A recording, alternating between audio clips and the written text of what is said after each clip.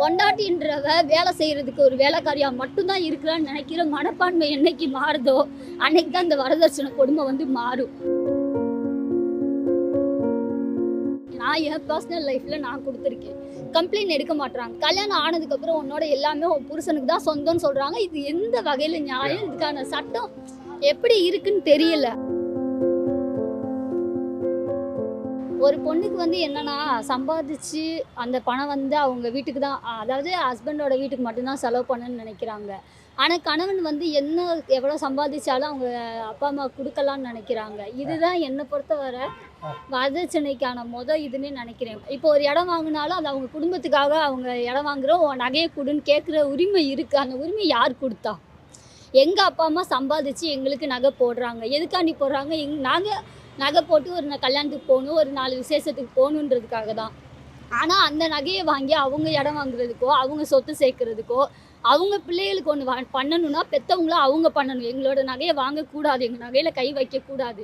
ஆனால் எங்கள் நகையை வாங்குறதுக்கான உரிமை இருக்குது. இதை போலீஸ் ஸ்டேஷனில் கம்ப்ளைண்ட் கூட கொடுக்க முடியலை. நான் கொடுத்துருக்கேன். நான் என் பர்சனல் லைஃப்பில் நான் கொடுத்துருக்கேன். கம்ப்ளைண்ட் எடுக்க மாட்டுறாங்க. நீ உன் புருஷனுக்கு கொடுத்தது, கல்யாணம் ஆனதுக்கப்புறம் உன்னோட எல்லாமே உன் புருஷனுக்கு தான் சொந்தம்னு சொல்கிறாங்க. இது எந்த வகையில் நியாயம்? இதுக்கான சட்டம் எப்படி இருக்குன்னு தெரியல. ஆனால் இது வந்து நம்ம ஊரில் மட்டும்தான் இந்த சூழ்நிலை இருக்குது. வெளிநாட்டில் அவங்கவுங்க சம்பாதிப்பாங்க. பர்சனல் லைஃப்பில் ஹஸ்பண்ட் ஒய்ஃப்னு இருப்பாங்க, சேர்ந்து தான் பார்ப்பாங்க. ஒரு கட்டத்துக்கு மேலே அப்பா அம்மாவை பார்த்துக்க மாட்டாங்க.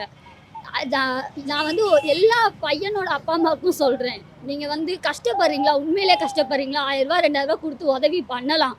ஆனால் தான் மையன் சம்பாதிக்கிறது அத்தனையுமே தனக்கு மட்டும்தான் சொந்தம். பொண்டாட்டின்றவ வேலை செய்கிறதுக்கு ஒரு வேலைக்காரியாக மட்டும்தான் இருக்கிறான்னு நினைக்கிற மனப்பான்மை என்னைக்கு மாறுதோ அன்னைக்கு தான் இந்த வரதட்சணை கொடுமை வந்து மாறும்.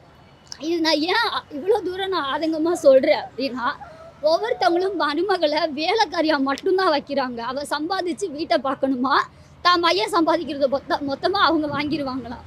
மையன் சம்பாதிக்கிற 10,000 ரூபா காசு அவங்க வீட்டுக்கு போயிடும். அந்த பொண்ணு சம்பாதிக்கிற 10,000 ரூபா காசை வச்சு தான் அவன் குடும்பத்தையே நடத்துகிறானா? அவன் ஆம்பளையா?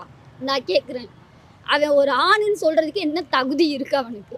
அவன் வந்து அவன் 10,000 சம்பாதிக்கிறான். இந்த பிள்ளை ஒரு 8,000 கூட சம்பாதிக்கும். ஆனால் 8,000 வச்சு தான் குடும்பம் நடக்குது. அவன் சம்பாதிக்கிற 10,000 அம்மா அப்பாவுக்கு மட்டும்தான் போகுதுன்னா அது நியாயம் கிடையாது. நாங்கள் இதே மாதிரி நானும் சம்பாதிக்கிறது என் வீட்டுக்கு தான் கொடுப்பேன்னு சொன்னால் கொடுக்க விடுவாங்களா? கண்டிப்பாக எந்த அப்பா அம்மா கொடுக்க விட மாட்டாங்க, எந்த புருஷனும் கொடுக்க விட மாட்டாங்க.